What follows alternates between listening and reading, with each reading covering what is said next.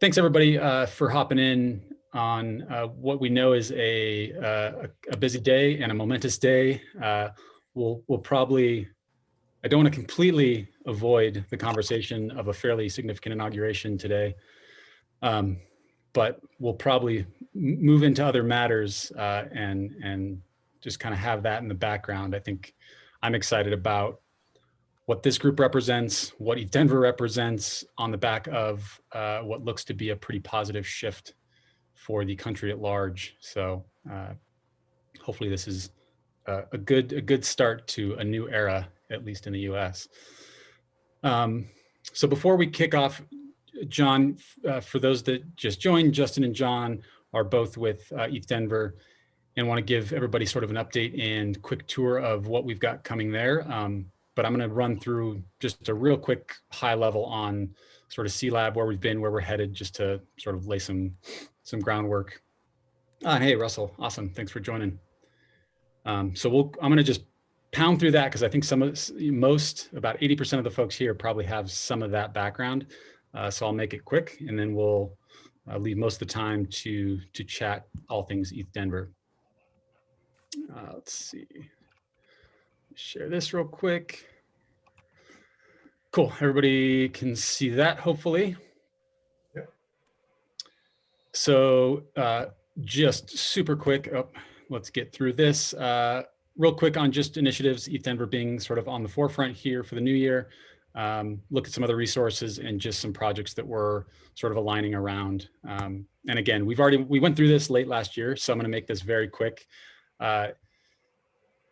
Had a great kickoff about a year ago. So C-Lab, which is a partnership with most directly the Department of Higher Education, but also a number of state agencies. And we'll do some intros too, but I want to get this out of the way real quick.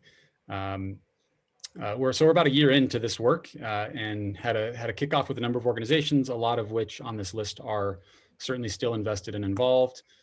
One output is this sort of focus on cybersecurity. We have, I think, actually some pretty exciting upcoming potential opportunities with that work through this broader coalition that's just looking at sort of upgraded infrastructure at the state level around cybersecurity education and pathways into the jobs that are available in what we all know is a fairly critical career these days. So along with that, late last year, submitted a proposal for a potential funding, which we're now hearing likely by early next month. We'll hear back on this Education Blockchain Innovation Challenge. But yeah, I wanted to give a quick, just high level on a submission we provided that looks at sort of unifying across a number of projects. Certainly sort of distributed tech and a lot of what ETH Denver represents is core to what could potentially kind of funnel through that mechanism. So more to come. Haven't heard back on whether funding is coming through on that or not. This is a quick video I'm going to skip past for Spencer's sake. We've got a community hub that I know a number of folks are tied into, but Duncan can share a couple links in the chat, just a sort of asynchronous space to stay up to date. And we share, fairly frequent updates there on sort of what we're up to, various pilot projects. So just know that that hub is available. It ties into the broader sort of Internet of Education sort of platform and umbrella. So know that it's also sort of a network space within a broader ecosystem doing similar work.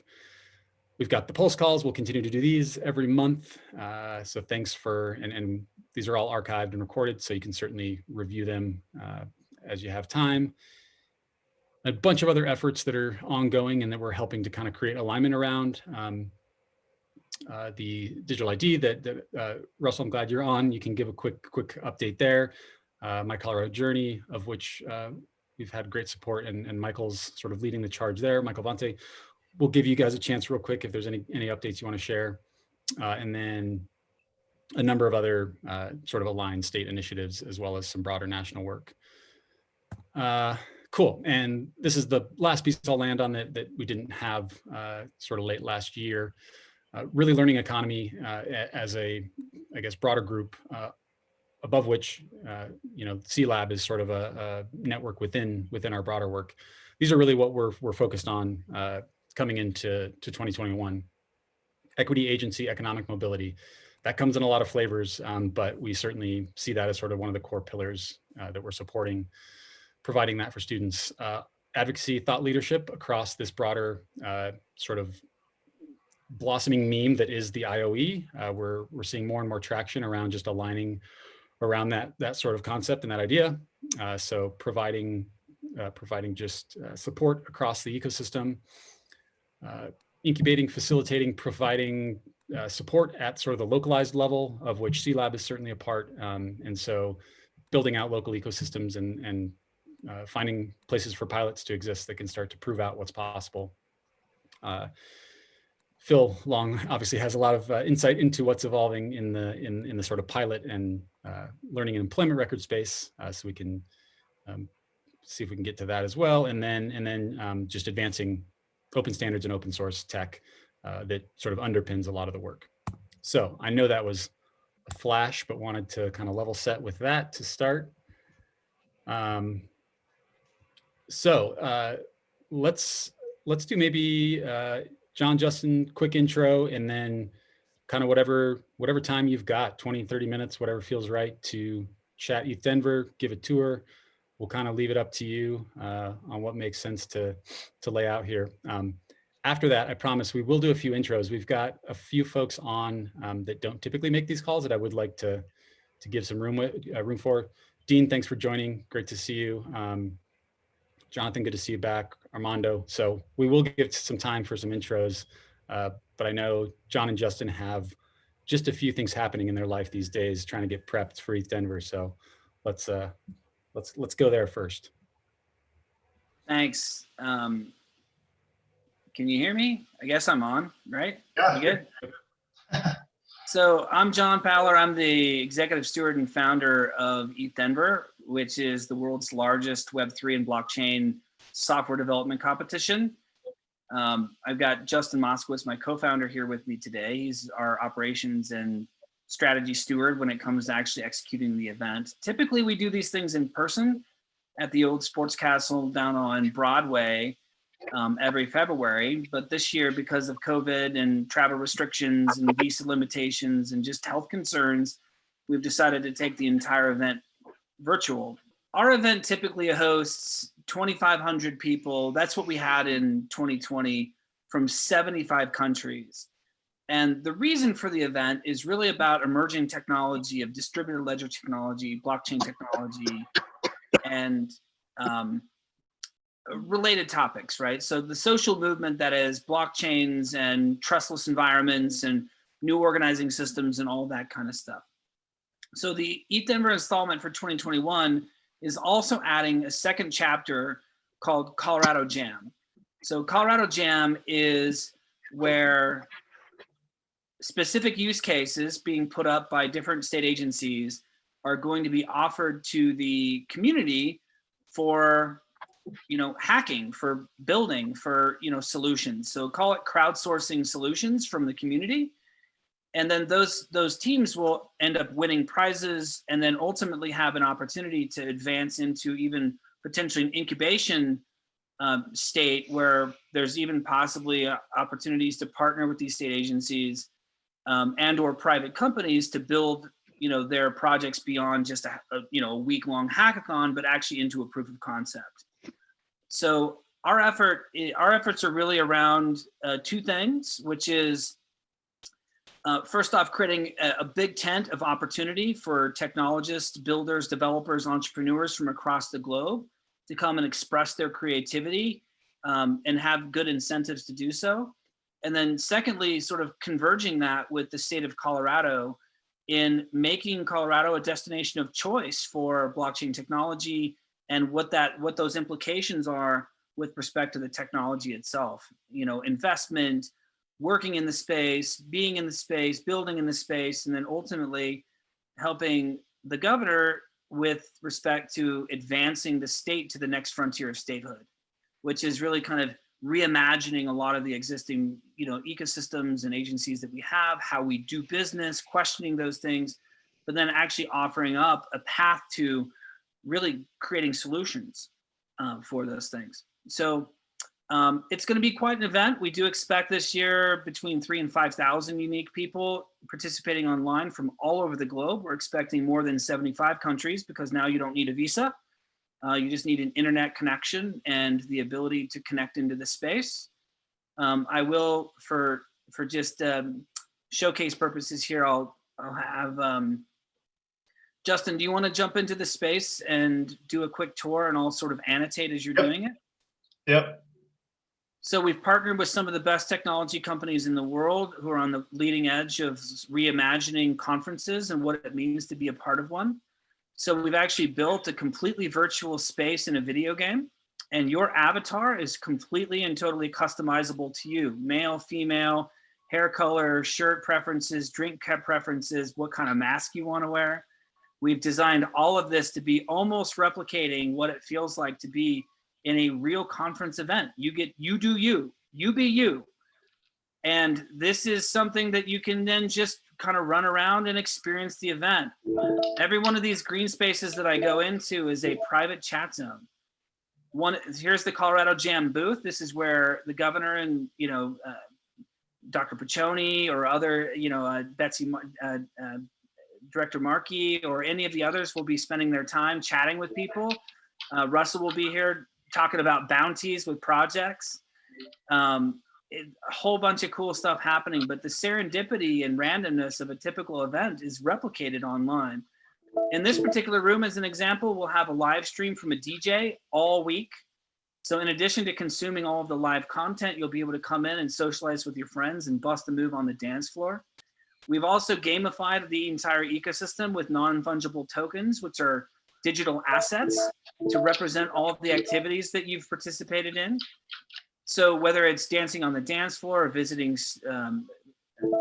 booths and talking to sponsors, customizing your avatar, grabbing a drink from the barista, involving yourself in chats, we're incentivizing people to engage in the ecosystem and actually consume and participate and contribute to the event, and not just sitting in boring Zoom rooms and sort of, when somebody joins, the awkward silence of having them introduce themselves. Again, random interactions is really the name of the game. In this space, for example, we'll have live maker and art demonstrations. You'll be able to engage with artists from literally all over the world and see what they're working on, see how they're digitizing and becoming a part of this ownership economy with respect to their art, their unique art that they create using blockchain technology. There's just infinite amounts of places that you could go to find the random kind of interaction that you might normally have at a conference, but now we've replicated online. So anyways, he's just kind of running around doing random things, just showing you different stuff. Go outside, Justin, if you don't mind. We've even got a fishing pond that you can go fishing for NFTs and go catch fish, literally. It's going to be a ton of fun. It's highly experimental, of course. The software for the hackathon will be operating on a different platform called Vertly, which is a collaboration software. This is primarily the event space, which will be running 2 to 3 hours a day. And of course, based on demand, if this is going crazy and everybody wants us to keep it open, we likely will. But, we're trying to consolidate people's attention globally into really, chunks of time. And it's going to be a ton of fun. So we encourage anybody to join who's interested. It's free to attend, so we don't charge anybody ever for attendance, because this emerging technology is really important to understand. So we don't want any paywalls in front of this. So to attend, it's no charge. If anybody has interest in sponsoring the event, that's a different story, of course. We are almost sold out on sponsorship, so if you know anybody interested in participating in that. Yeah, so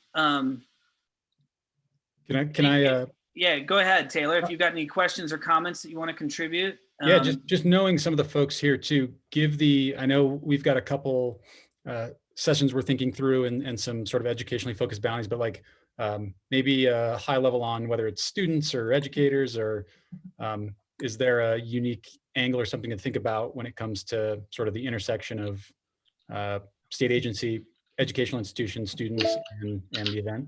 You know, it's really interesting. We have such a wide demographic profile. You know, it depends on what their interest is. You know, the students, we're really encouraging to come and consume the live stream and the educational materials that are being provided free of charge. You know, even for newbies, we have Blockchain 101. So whether you're a student looking to build a project, or if you're just interested as an educator, or maybe an executive in an organization looking to see what the future of all this weird stuff is. I've heard of blockchains, I've heard of Bitcoin, I've heard of Ethereum, but I'm more curious. From beginner to advanced, we have content that will be that's level appropriate. As far as just, you know, our suggestions, there really isn't a great place that I can say just start aside from just jump in. Some of the interactions and the people that you'll meet are fascinating. Their stories, their backgrounds, their experience is fascinating. We will have a Colorado Jam mini summit on Monday, which I think is the 8th. From 1 to 5, and then this is when Governor Polis will be doing a live stream with, he'll be doing an esports gaming stream with a gentleman by the name of Monte Cristo, he's one of the top people in League of Legends in the world. And so Governor Polis is actually going to be doing a League of Legends match with these guys. So there's going to be some AMAs and some other things around what Colorado is doing, in addition, of course, C Lab's involved in that. And that'll be a really interesting one. But there's so much variety of content. We will be releasing the schedule in early February, and you'll be able to check it out. All of the content will be available online and on YouTube after the event as well. So if for whatever reason you're unable to make one talk or another, we'll be able to provide those links to you on our website ongoingly. Love it. The evolution of this is so cool. Having seen some early, you know, prototypes as the space was just coming together, it's amazing to see it. It's cool. Yeah, maybe turn it over. Anyone else, feel free. I've got a ton of questions, but certainly don't want to make it about me. I will say, when it comes to sort of C-Lab and the educational angle, feel free to filter thoughts and ideas and questions our way, my way. John and Justin and others have plenty on their plate, so we can help kind of be an in-between for folks that have ideas or thoughts, or we have other resources, you know, some flyers and one pagers and things that we can certainly distribute. So feel free to use myself and Colin and Duncan and others as the sort of educational conduit or lens into ETH Denver. Yep, and we do have a sponsor from the private community who's actually funded the educational bounties that are going to be offered through Colorado Jam. So with the Department of Education and Department of Higher Ed, we will be kind of boiling down what those bounties might be applied towards here in the short term. If you have a good understanding of blockchain technology and you have a use case that you think might be interesting, please get with Spencer and Taylor and Dr. Piccioni and voice, you know, your thoughts on that. You know, it's being funded. You know, we don't even, I mean, how great is that, right? Like, we don't even have to like figure out I don't even have to hold out the hat and ask y'all for any money. It's being funded. So the generosity from the community around education is pretty big, because it's really the future of everything is, you know, getting information into the hands of individuals. So that's why we don't charge for the event too. I mean, that's why we do all of this for free. I mean, it's not free to produce it, of course, but we have sponsors that support it. But for anybody that wants to come, there's no tickets, there's no selling, there's no shilling, there's no garbage. It's the most unconference thing that you've ever probably attended. We call it a community gathering for a reason, because it's more a community gathering and innovation festival than anything else. Love it. Well, yeah, thanks guys. And feel free to join. I will give the sort of high level folks on this call I know might be interested. Certainly Phil and Josh and Gita and Steve, Kyle. the sort of directions and the things we're thinking about are obviously, what does it mean to modernize the student transcript and the records? Where most of us are sort of touching on that in some way in this group. So know that that's sort of one angle. We're looking at incentivizing some tooling around what does it mean to truly look towards like transcript 2.0. Other ideas around learning and employment records and what does it mean, for a sort of singular broad network that also maps to some of the state identity work.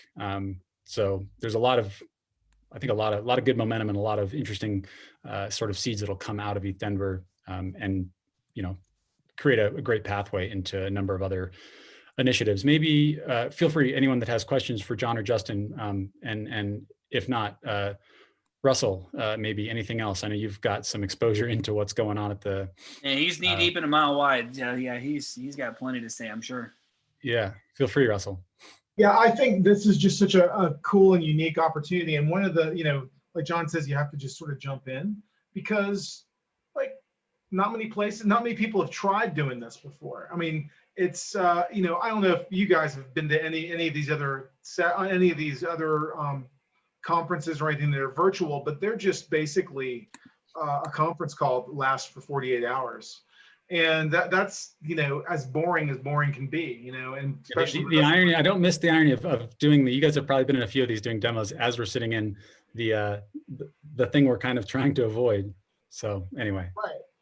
But I mean, because this doesn't work, I mean, what are we going to do? Webinars, everybody's going to do a webinar. It just doesn't make any sense. I mean, we went to reInvent. reInvent was great because I didn't have to go to Vegas. So that was awesome. But it really wasn't engaging at all. Like even the things they tried to make engaging. This is going to be engaging, and this is the right community to do it too, because it's all these developers, hackers and hacktivists and everybody else who's trying to get together to solve real problems. I know from the OIT side, we are super excited about the different, greenfield ideas that we have out there, the hackathon stuff that's going to get worked on. Some of you guys are interested in those too. And we've like built from last year when we just had the Colorado Forward thing, to the game jam, and then to this, like we're actually making quite a reputation for Colorado in the blockchain world thanks to this. And everyone here, like job one should be, how do we leverage all of these developers from all over the world, to be able to do this? The last time somebody did something new like this, we ended up with Linux, really, and GitHub, and Git.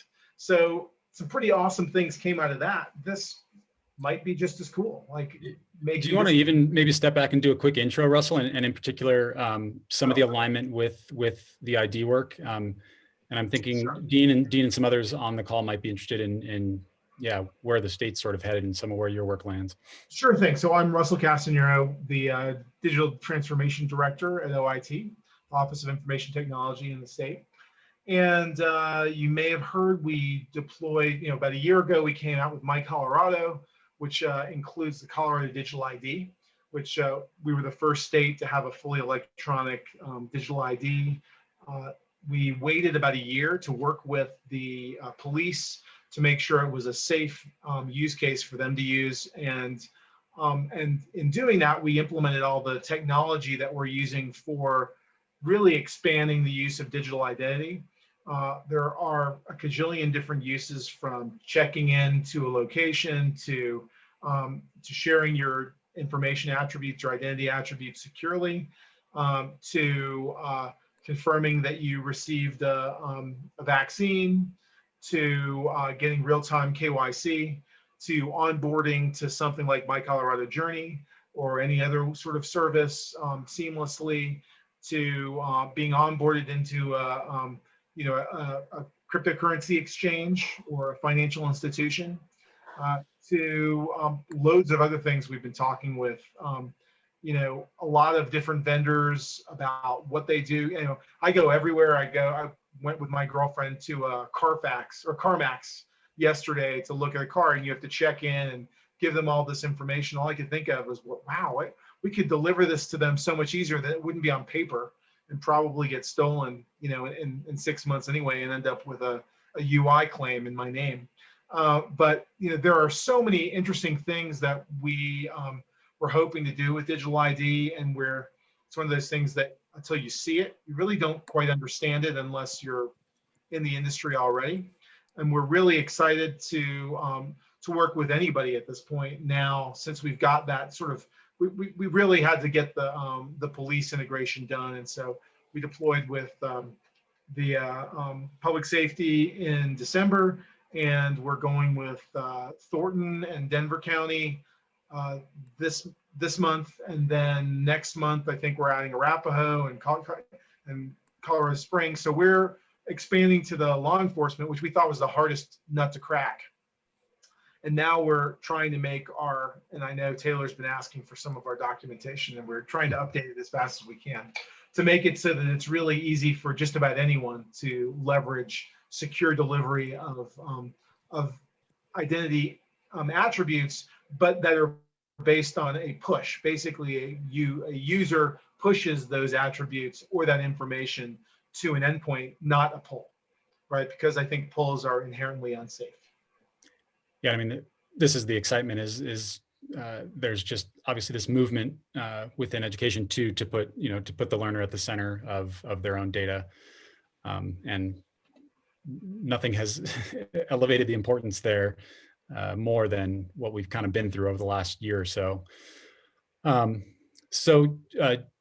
John, Justin, and I know I don't want to put you on the spot, Michael, but feel free. I know MCJ and some of your work, just when it comes to data at the state level, also plays an integral role to all of this. But Russell, John, Justin, stick around if you can. But if you've got to hop, totally get it. But yeah, I would love to give you the floor, Michael, for a bit, and then yeah, please chamber any questions folks have.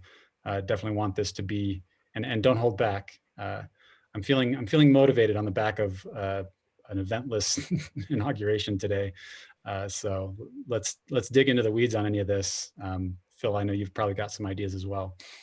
So yeah, Michael, maybe 5 minutes. Oh, and as you're speaking, I've got a couple things Spencer wanted to be sure I shared around just the COVID sort of response.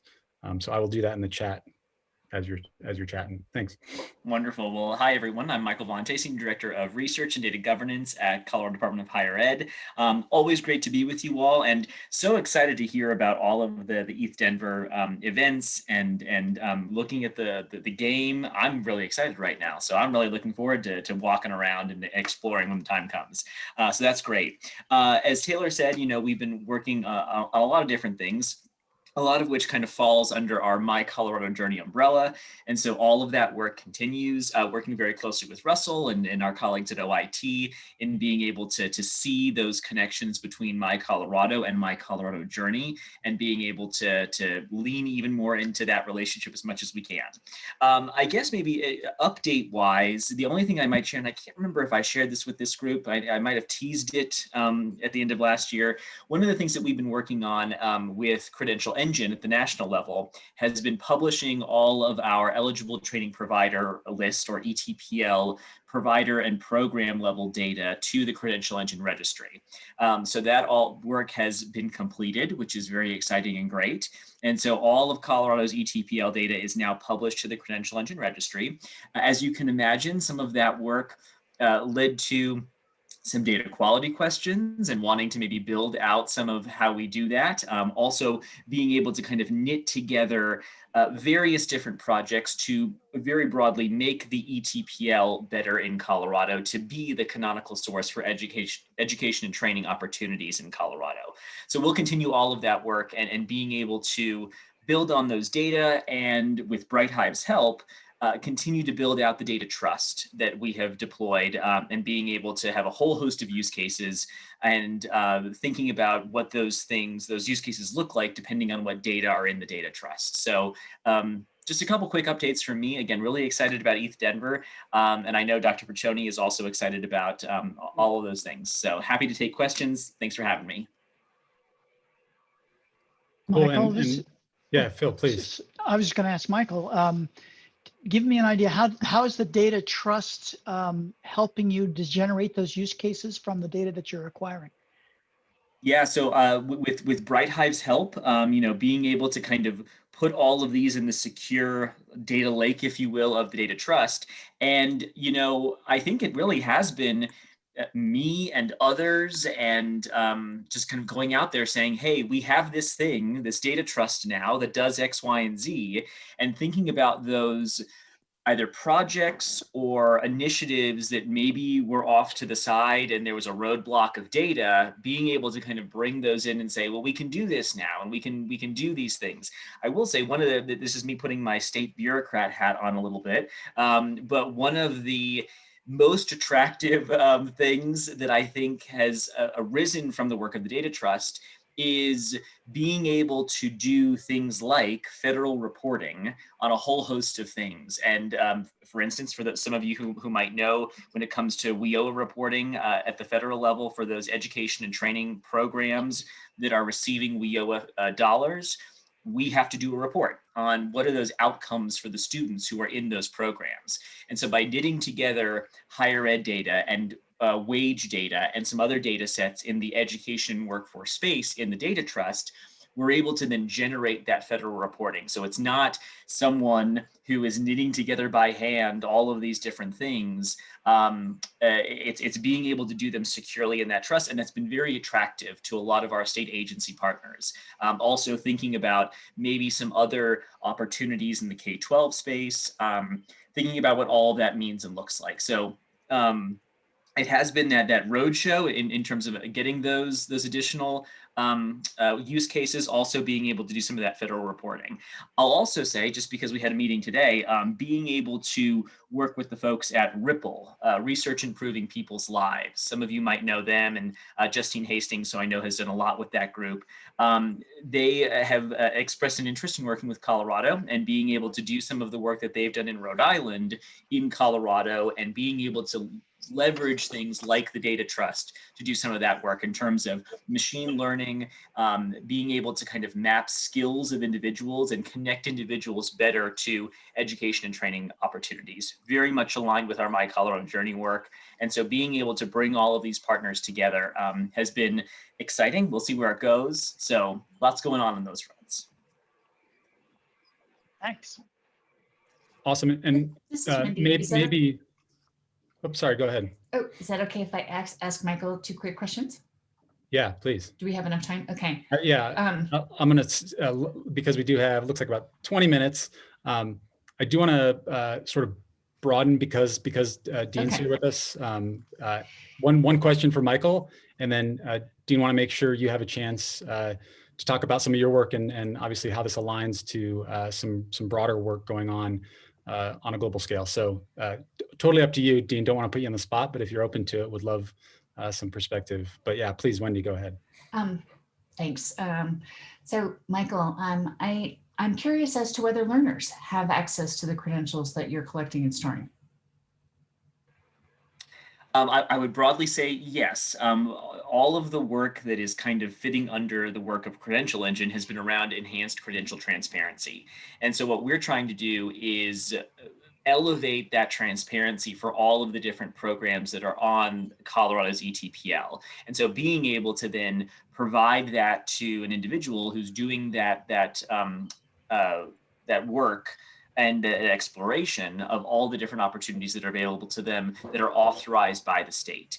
And then via some of the, in the broader LER conversations that we've been having with Taylor, with Russell, with others, thinking about how all of these things come together to enhance that LER space, whether it's, what education and training opportunities are available, but also what are those things that people have actually done, and being able to capture those in MCJ, in My Colorado, in other different places, and figuring out altogether what that looks like.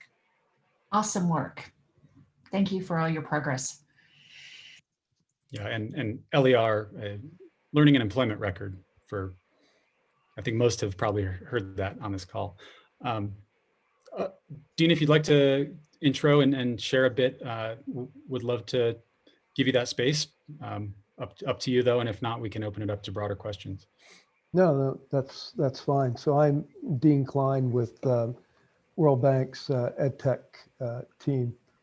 And basically about 10 years ago, the World Bank started to work on a program that we called Evoke. And basically it was a way to kind of get kids secondary school and post-secondary school involved in areas of kind of environmental challenges and so on, using gamification and graphic novels and things of the sort. So over time, that sort of developed into a demand for blockchain technologies for education. And the way the World Bank works is it's largely driven by demand coming from member countries. And in this case, since we work in middle and lower income countries, demand comes from there. So there's been an increasing interest in blockchain technologies for education. And as I said, we started incorporating that, did a pilot project in Colombia, which we called the Voke, which we just finished. And as it turns out, got implemented largely during COVID. So what I'll do is I'll send around a link to the evaluation kind of final project report for that.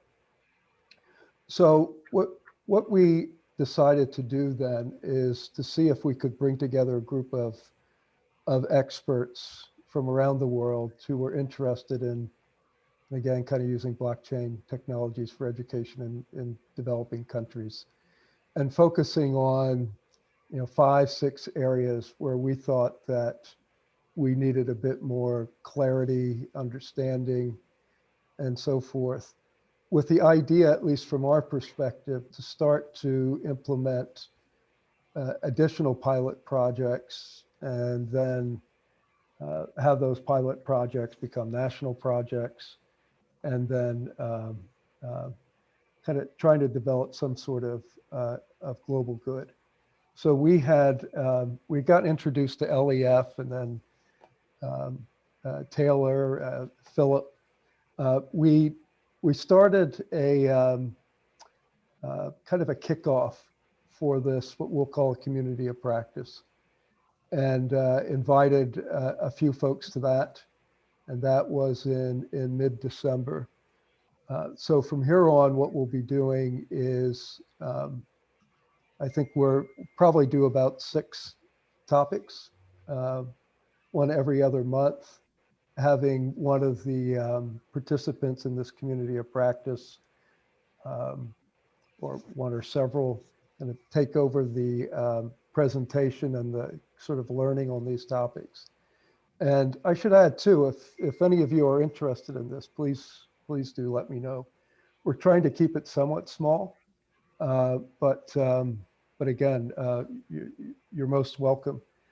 Taylor and I started talking about an LEF too, about some of the work you're doing in collabs, with the thought that we could extend that, particularly in Colombia, as we're moving that to the next level, seeing if maybe that could short circuit some of the work that we're doing.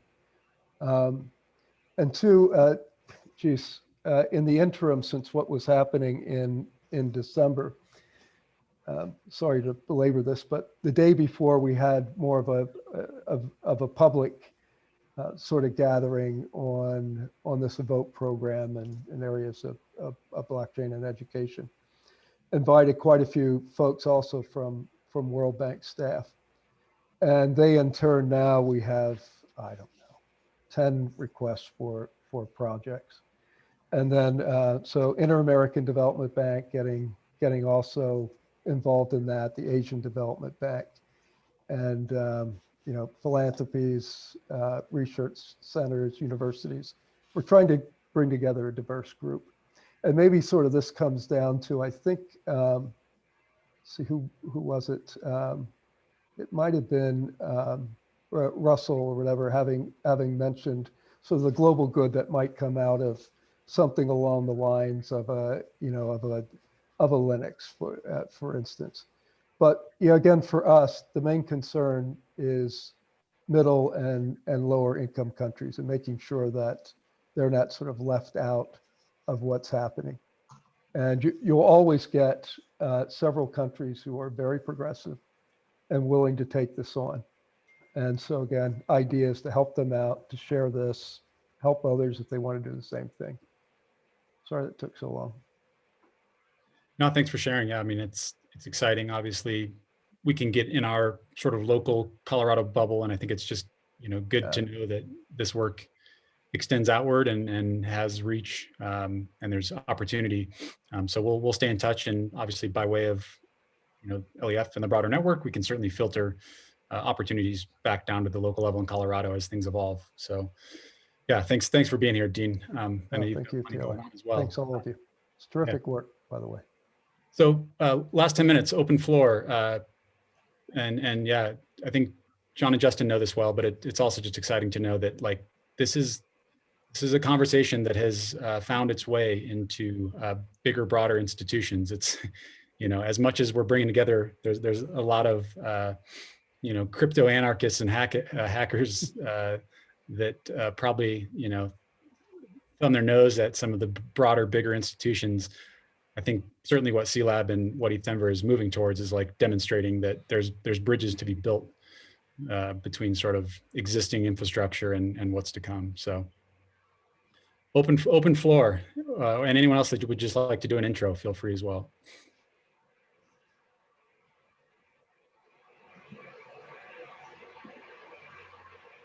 I put something in chat, but for those interested in the COVID vaccine / test data sharing kind of thing, there's some interesting work at the KMI, John Dominic and company, who KMI is the Knowledge Media Institute of the Open University of the UK.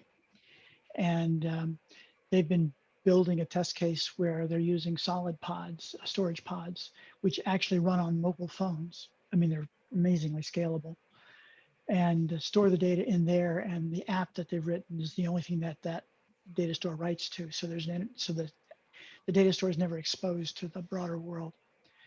And they can share data selectively, progressively, or by a credential. So if there's anybody's interested in that, I'm happy to make a contact on that score. And just also wanted to point out that as one of the LER projects, this yourself, Taylor, Randa Solutions has built an open source LER / VC generator, which they're willing to share and give away to anybody that's interested in it. So it builds VCs. They happen to have designed it in particular to use with the CLR on data payload, but you could modify it to use other payloads if you were so inclined. And they're willing to give that away to anybody that would like to have it. Awesome, thanks. And maybe I'd be curious, John, Justin, whether it's like the Berners-Lee solid interrupt. What's your perspective on some of that, and whether it's like funneling back into, I don't know whether it's the Ethereum community or otherwise, but curious if you guys have perspective on whether it's Berners-Lee or like Sanger, let's reinvent Wikipedia. That might be an interesting note to end on, movement in some of those broader communities. Well, I think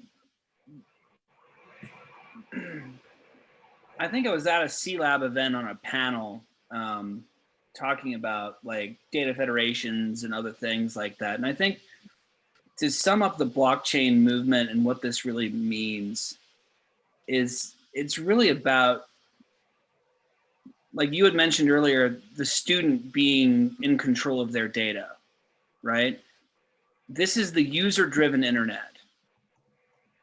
User-owned data, user-owned identity, so the state will not own your identity in a few years, right?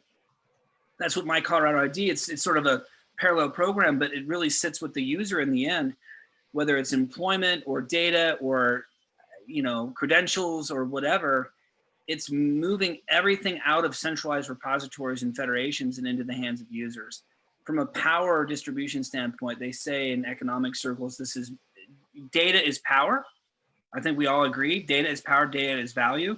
We're distributing value to the edges of communities by doing this. So I think that's really the social impact, right? When you talk about, it's really empowering people to have more control over their lives. I think that's really the key thing that I would say is, you know, the technology is just a means. It's, you know, we're building an engine to kind of like accelerate this, but the tech is just, it's a tool to get from point A to point B. Yeah, this has made the rounds lately, but the sovereign individual, I don't know if this is a useful link or not. I didn't check it, but pretty good read in that vein. Oops, hey CJ, good to see you. I just shared that with you and not everybody else.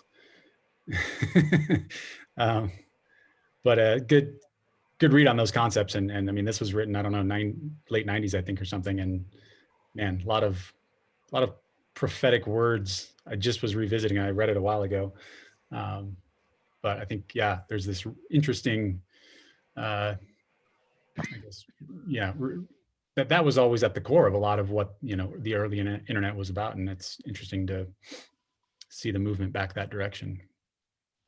But yeah, good. no, I think so. Well, that's a good point. I mean, you could say that the internet was co-opted by corporate interests, you know, surveillance economy and, you know, just the extraction economy and monetization, sort of capitalism gone wrong in some ways. I mean, the platform economy and the Uber economy have all done interesting things, but I wouldn't necessarily say that they've advanced society and humankind in wonderful, great ways. I mean, there are some economic design issues, control issues, power issues, and value distribution issues that exist there that like, that's really what we're out to solve using technology to do it. So I think The Sovereign Individual is a great read. I would suggest it to anybody. It is rather before its time, and like many classics, of course, but yeah, it's the next 15 years, we're gonna see not just a seismic shift in technology, but in how we operate commercially, how we interact, how business models are run, how monetization happens, how value is distributed. Like, all of that is going to seismically shift, in my opinion, when it comes to pretty much everything. And Web3 and the next generation of the internet is going to lead that with, you know, creating sovereign individuals. That's really what it boils down to. So maybe room for one final thought or question. CJ, you just came in late. You want to just, you have no context on the prior conversation, and you've got a celebratory glass of champagne or wine. Anybody else? Feel free. It's the bubbles, baby. It's the bubbles. Yeah, I mean, as maybe folks are teeing up one last, I mean, I'll just say thanks again. I mean, this community and the folks doing this work have certainly put me on a different trajectory, and an interesting vector that you know, feels more motivating than it has in a while. And certainly now the shift in administration here has added a layer of hope, I think, to all of it. So anyway, yeah, final thoughts in the last 3 or 4 minutes. Could I lay a challenge out there to this group? I know I just showed up here at the last 10 minutes of it, and I apologize for being late, but You're coming in for the last 5 and just, yeah. Just drop bombs, right? So listen, my challenge to all of us is for the next C-Lab, and for the work that we're doing, is to go find a diversity of thought and individuals to join our meeting here. I'm just sort of looking at everybody's pictures, and the majority of you look like me. And I think we have a real opportunity here to find some people of color and some women to join us, and so that we have quite a broader array of participants in our efforts here. And I think that will bolster the idea of sovereign identity in some really compelling ways. So, yeah, I appreciate that, and Spencer couldn't join, but he would be nodding and echoing all of those thoughts. And we are working on some different ideas around certainly just broadening the diversity of folks, but also, making sure the student is, we're talking about the student sitting at the center, and it's pretty rare to get them tied into these conversations and really giving honest opinions. That's where the rubber hits the road. So anyway, thank you. And yeah, it's one of those weird problems that I wish I had a better answer to. But if we all just make sure it's front of mind, it'll happen. So final thoughts. John, Justin, thanks. Russell, appreciate everybody for the time. Obviously, we're excited to get things kicked off. Yeah, Russell, as soon as you can. Like, bailed out right as I was teeing him. Oh no, he's still here. Yeah, we've got some time set up, but let's chat on what we can make happen here in the next couple weeks. Okay, I'll try to get you those docs as soon as I can. So sorry about that. I know well enough, man, and I appreciate you. You make it into these more often than you probably should. So thank you. Don't tell anybody you saw me here. Cool. Well, thanks again, everybody. We'll do it again, same time, same place. And yeah, we're looking forward to some exciting work to come. Certainly ETH Denver is, I think, a perfect catalyst to launch 2021. Some good stuff's going to come out of it. Yeah, for sure. Thanks, John. Thanks, Justin. Thanks, guys. Thanks, everybody. Yeah, thanks, guys. Thanks, everyone. Thank you, guys.